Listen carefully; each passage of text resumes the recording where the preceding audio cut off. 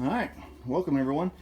Today we're going to discuss the internal parts that changed on the early NP231 transfer cases and the later ones.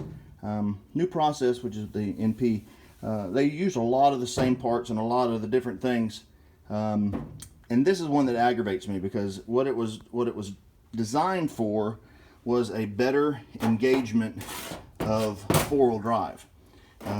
Now they want you to come to a complete stop before you shift into four-wheel drive. Back in the day, you could be 20, 25 miles an hour and you could shift easily and not do any damage, not create any wear or anything on the transfer case. And the reason is you had a chain gear that rides with a synchronizer, and the synchronizer fits in here like so.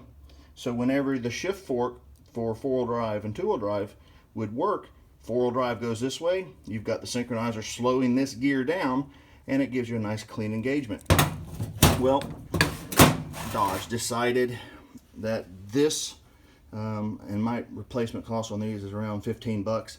This $15 item and the effort that it takes to polish this face and these three little keys and the spring on this side and the other side was too much, because you didn't need that. You needed to just tell people to come to a stop. So what they did was they did this. They no longer polish this face, and because they no longer use this ring, they completely took that out. Some in the beginning years, 96, 97, I know this was in 87, 88, 89, and some 90s. In 92 to 95, they had a few hybrid stuff. But in the later model, they don't even add the keepers and the keys. Here you can see what they used to look like. Now they don't even notch them. They simply, the hub, outer hub is different.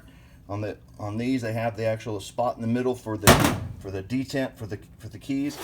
They literally take everything out so they can save $1 and force you to come to a stop.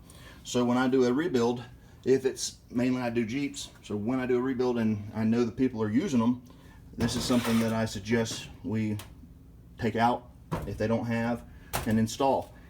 They're direct replacements.